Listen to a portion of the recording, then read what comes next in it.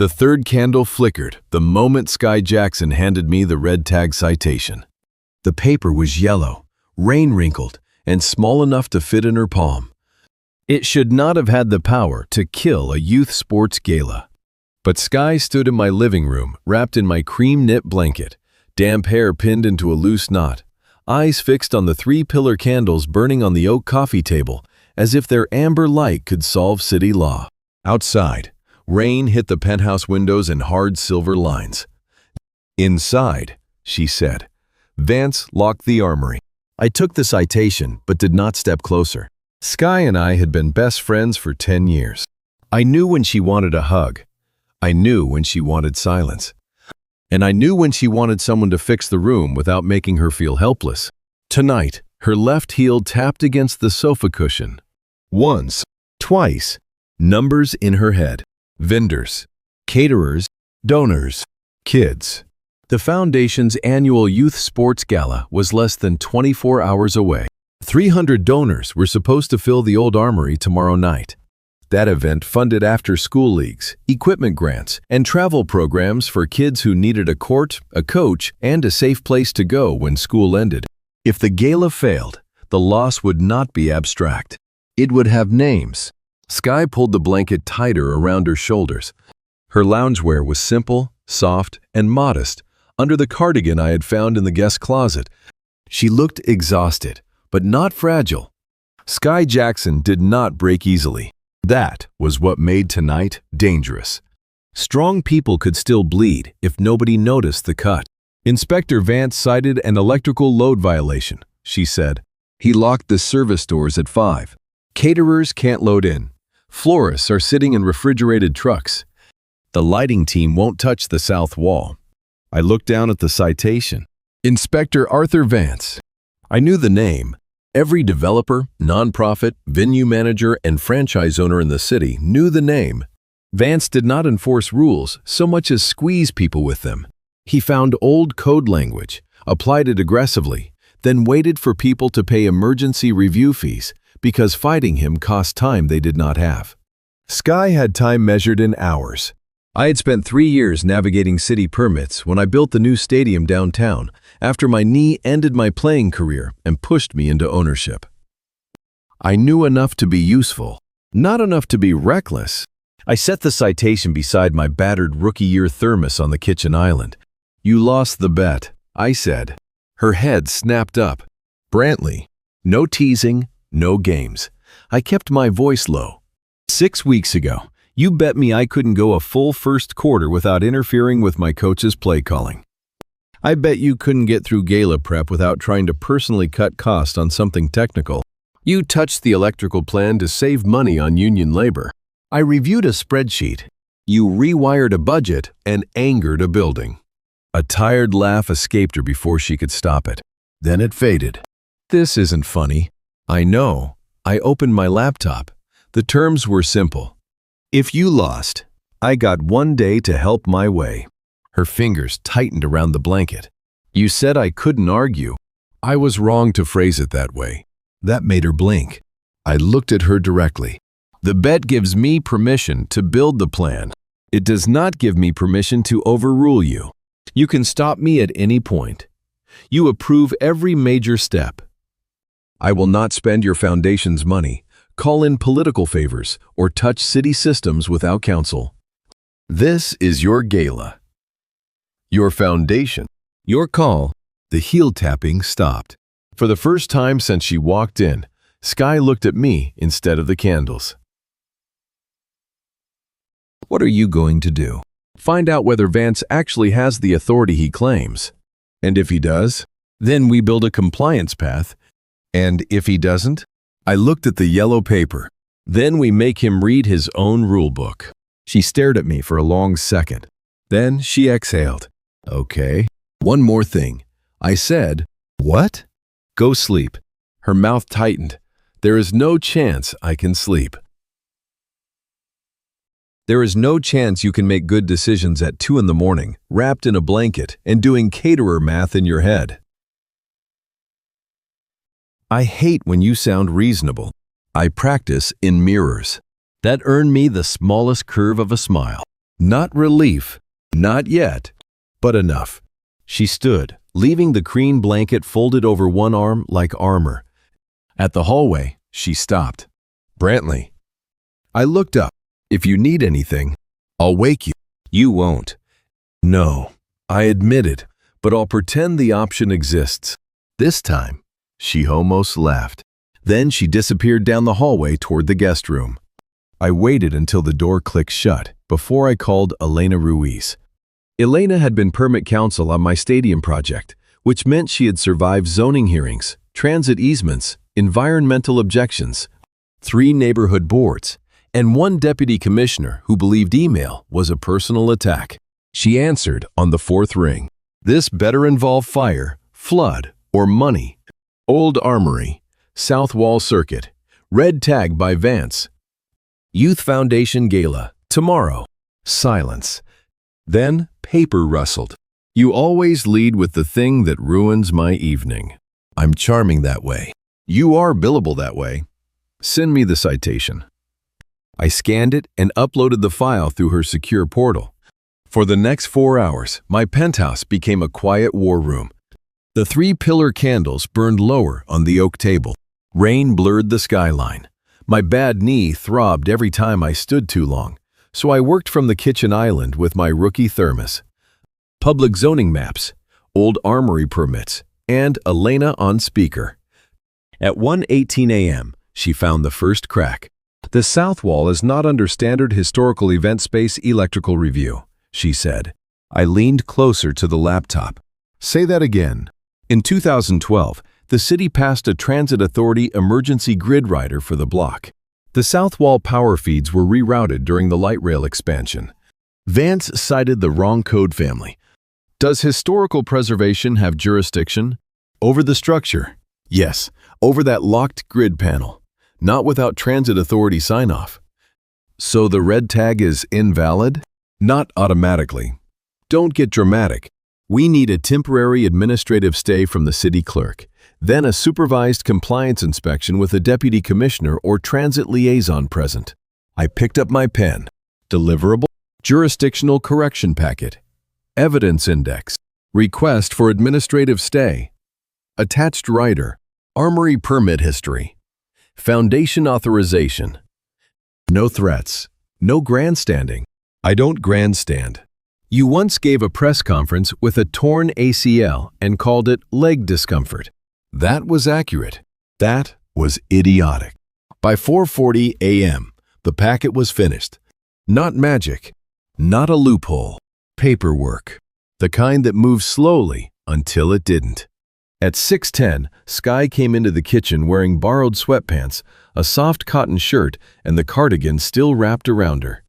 Her hair was messier than before, but her eyes were clearer. I had already poured her coffee with oat milk. She noticed. Of course she did.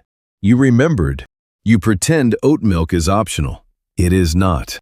She wrapped both hands around the mug and looked at the neat stack of papers beside my laptop. "Please tell me you didn't buy the building." "I didn't buy the building or donate a wing to City Hall. Not before breakfast." "Brantley." I slid the packet toward her. Elena Ruiz reviewed it. "Vance cited the wrong jurisdiction. We are asking for an administrative stay, not special treatment. If granted, it reopens the loading dock for a supervised inspection. If denied, we still have a compliance route, but it gets expensive." Skye read in silence. I watched her face move from fear to focus. That was the Skye I knew. Not because she stopped being scared, but because the fear finally had a shape she could fight. She reached the signature line. "Do you need my authorization?" "Yes, and I need you to understand. Signing means I can file and speak on behalf of the foundation only on this narrow issue. You can revoke it any time." She looked up. "You really did rewrite the bet. I should have done it earlier." Her gaze softened. Then she signed. The city clerk's office smelled like old carpet, toner, and rain-soaked coats. We arrived at 8:03. Skye carried the foundation authorization. I carried the jurisdictional packet. Elena joined by phone, which she said was not emotional support, only legal supervision. The clerk at the third-floor counter looked at our documents with the exhausted suspicion of someone who had watched too many urgent people believe urgency was evidence. Temporary stay requests usually take 5 business days, she said. Skye's shoulders tightened. I placed the 2012 rider on top. We understand this request involves a jurisdictional mismatch on a transit authority grid, not a standard appeal of the inspection. The event is time-sensitive, but the legal question is narrow. The clerk looked at me over her glasses. You a lawyer? No. Team owner. Formerly a guard. Currently, annoying. Elena's voice crackled through the speaker. He is not counsel. I am counsel. Elena Ruiz. Bar number on the cover page. The filing is clean. The clerk took the packet.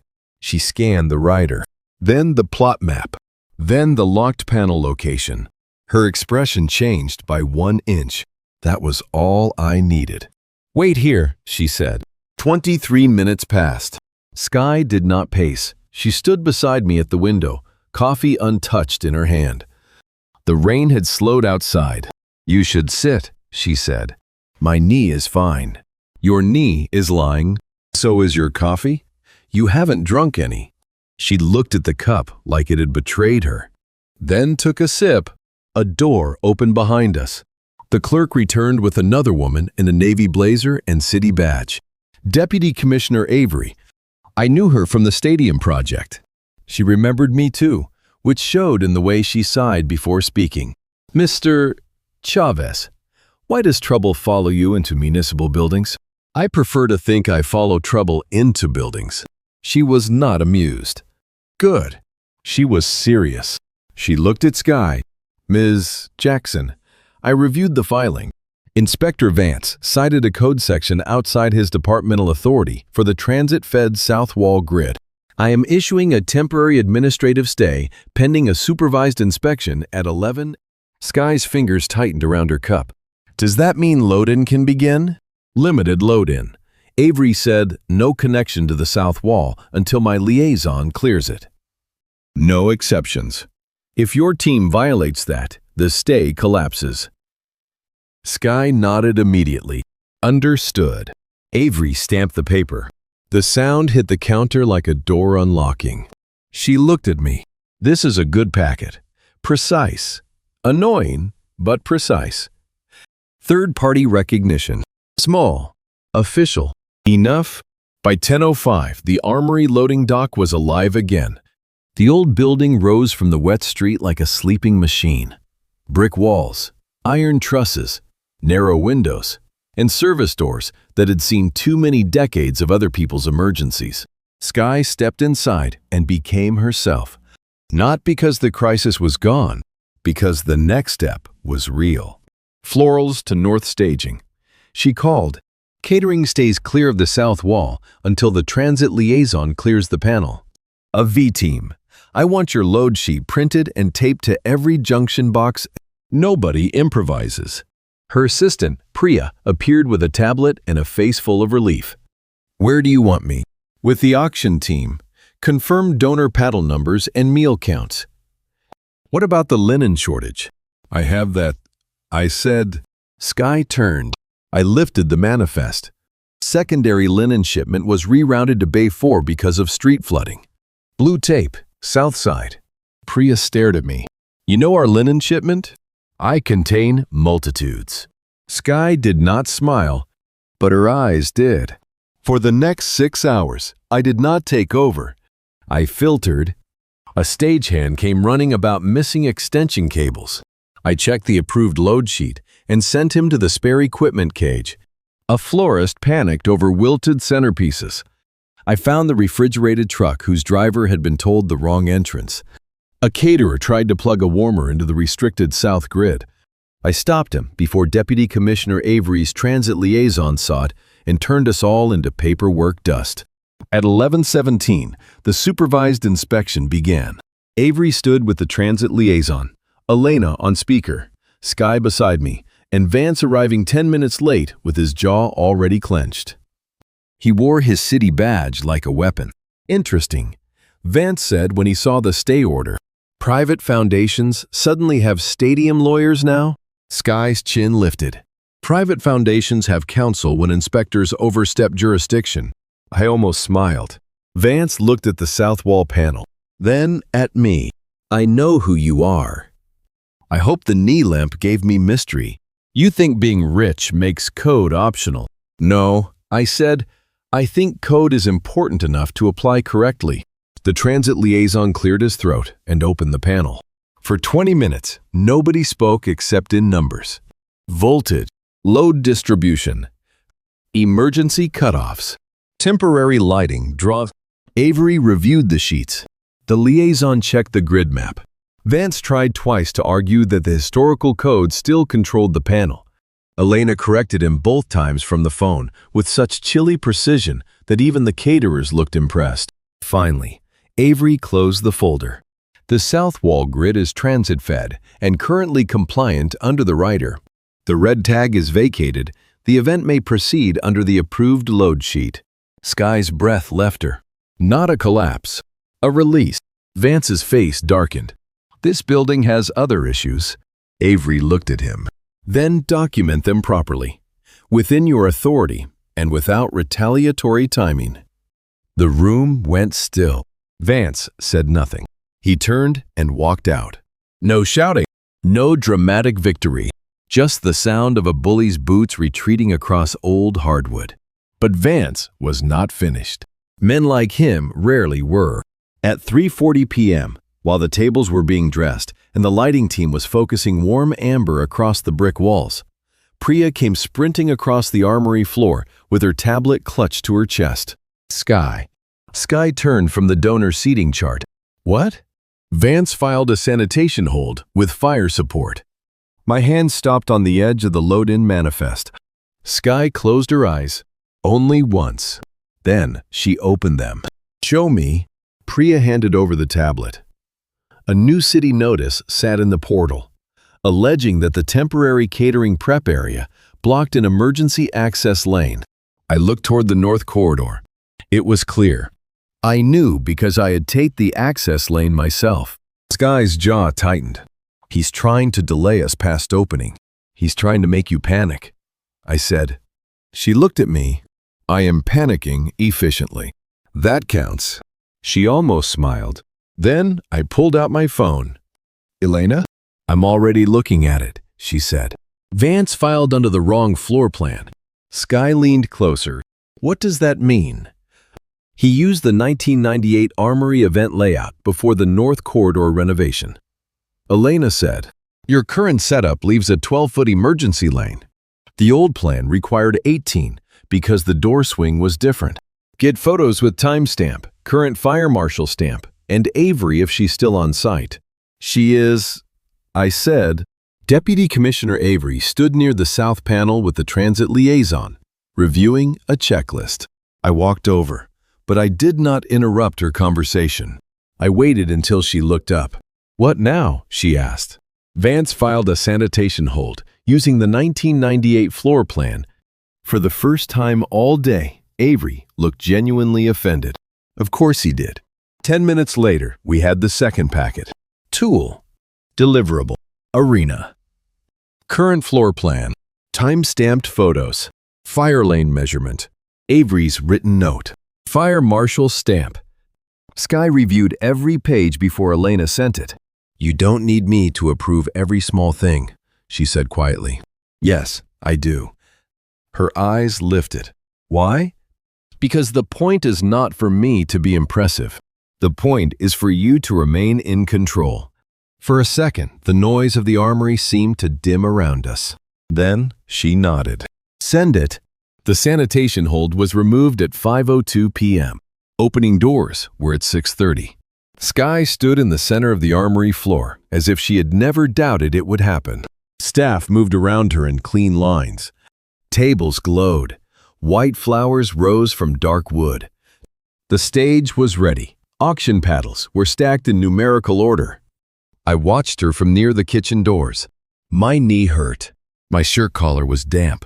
My rookie thermos was empty. And for the first time all day, I felt the quiet danger of wanting something I had no permit for. Skye turned and found me looking She lifted one eyebrow. I lifted the empty thermos. She shook her head like I was hopeless. But the smile she gave me was small and real. The gala opened at 7. By then, the armory had become something close to magic. Amber light washed over the brick walls. White flowers rose from the tables. The stage glowed beneath the iron trusses. 300 donors arrived under umbrellas, shaking rain from their coats and praising Skye for making the old building feel warm. They would never know how close it came to failing. That was the point. A good crisis response disappeared behind a good night. I stood near the back by the kitchen doors in a navy suit, bad knee aching, rookie thermos hidden behind a stack of auction programs. I watched Skye take the stage. She did not mention Vance. She did not mention panic. She talked about the kids, about the 13-year-old who found confidence through basketball, about the twins who got safe rides to practice, about the coach who kept the gym open late because home was complicated for too many children. Then she paused. Not because she forgot the words, because she decided not to hide from the truth entirely. Tonight almost did not happen, she said. The room shifted. I straightened. She continued, steady and clear. It happened because this city still has people who care about procedure, not power. It happened because staff stayed late, vendors waited in the rain, volunteers carried boxes through puddles, and one very annoying man reminded me that asking for help is not the same as losing control. Soft laughter moved through the room. Her eyes found mine at the back of my chest went tight. Every child we serve deserves a place where the rules protect them instead of shutting them out. Skye said, that is why this foundation exists. By the end of the night, the foundation raised more than $3 million. More than last year. More than the goal. Enough to fund every program she had been terrified of losing. When the last donors left and the cleanup crew began folding the room back into ordinary life, I found Skye in the empty lobby. Rain had stopped. The city outside the glass doors shone black and gold. She held her clipboard against her chest, but her shoulders were finally down.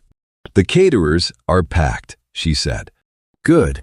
Florals donated the extra arrangements to the Children's Hospital. Good.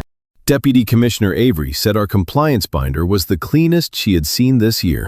That sounds like a compliment from a dangerous woman. It was. Then the quiet settled between us. The crisis had ended. The room no longer needed me. Skye took one step closer, not wrapped in a blanket now, not shaking, not cornered, just standing in a lobby she had saved, looking at me like the candles were still burning between us.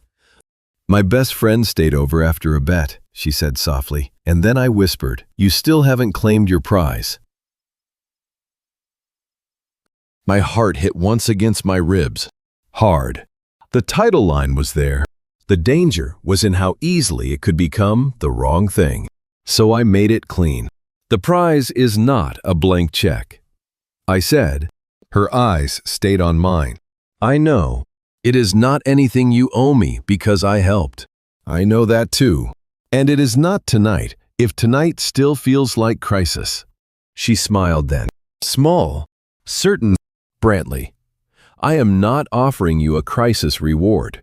I am asking what honest thing you have been too careful to ask for. That undid me more than any touch could have. For 10 years, Skye had known me before the franchise, before the owner's box, before people laughed at my jokes because my checks cleared. She had known the rookie with a bad knee and a dented thermos. She had known the man who fixed problems, because being useful felt safer than being wanted. I looked at the empty ballroom behind her, then back at her. Dinner, I said. She blinked. That's your prize? One dinner, in daylight, after you sleep. No event binder, no city code, no emergency. Just us. Her expression softened until it almost hurt. You could have asked for anything. I did. She reached out, slowly, and touched my sleeve. Then, ask properly. I took a breath. Skye Jackson, will you have dinner with me tomorrow night? Because I want you there, not because anything needs fixing? Her hand tightened once. Yes. The next night, I took her to a small corner restaurant with no donor list, no foundation board, and no municipal portal open on either of our phones. Skye wore a blue sweater and jeans.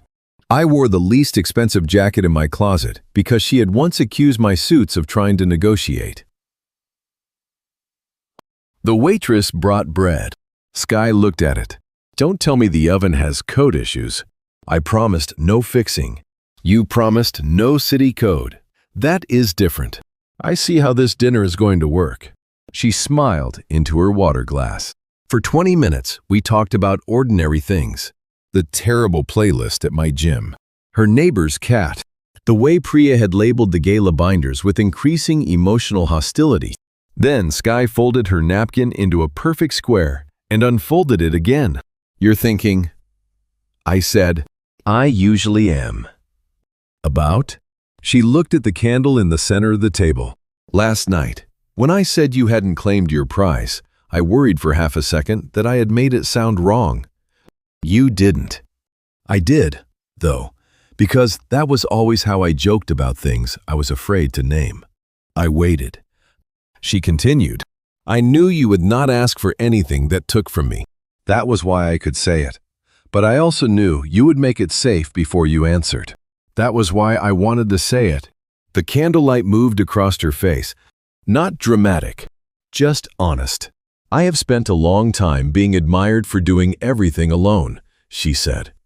It gets lonely, being applauded for never needing anyone. My throat tightened. I know. She looked at me. Yes, she said softly. You do. The dinner did not end with a kiss in the rain. It ended with Skye taking half the check before I could touch it. Equal footing, she said. You are making romance financially precise. You like precision. I like you.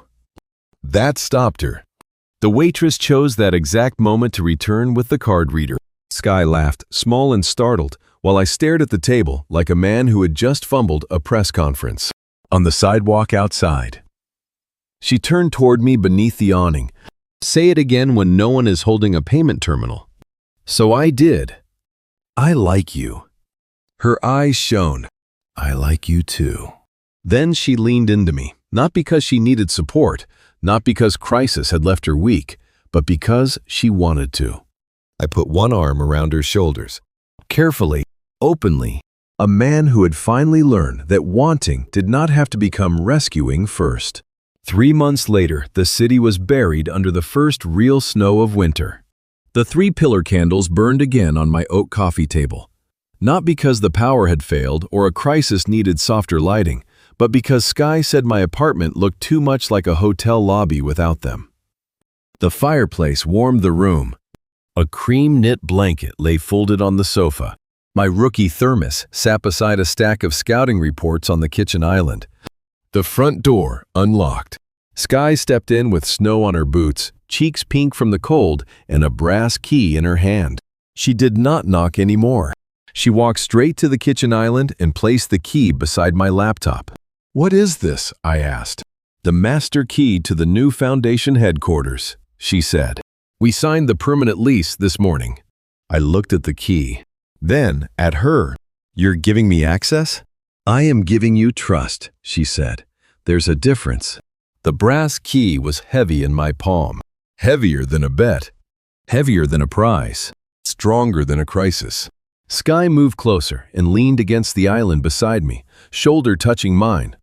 I don't need you to rescue me every time something breaks, she said. I know, but I like building things with you after they're fixed. I slipped the key onto my ring.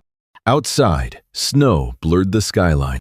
Inside, candlelight moved across the oak table, warm and steady. For once, nothing was on fire. Nothing needed filing. Nothing had to be saved before morning. Skye rested her head lightly against my shoulder, and I understood that safety was not taking control from someone when they were weak. It was becoming the person they chose to hand a key to when they were strong. 6 months after the gala, the new foundation headquarters opened in an old brick gym, 2 blocks from the armory. The city had tried to tear it down once. Skye had turned it into a youth center with polished floors, fresh paint, a tutoring room, and a wall of donated basketballs stacked in neat metal racks. The first day, kids ran through the doors so fast, the ribbon almost tore before the mayor could cut it. Deputy Commissioner Avery came, stood beside Elena, and told Skye, "This is the best use of a difficult building I've seen all year." Skye looked at me across the gym. I mouthed, "Precise and annoying." She rolled her eyes, but she smiled. Later, after the speeches and photos, after the kids had exhausted 3 coaches and 1 retired point guard with a bad knee, I found Skye alone in the tutoring room. She stood beside a desk with her fingers resting on the brass key she had given me months earlier. "You okay?" I asked. She looked through the glass wall at the gym. "They're safe in here." "Yes." For years, I thought safe meant no one could touch the work but me. I stood beside her. "And now?" "Now I think safe means the door can open because the structure is strong enough." She looked at my key ring, then at me.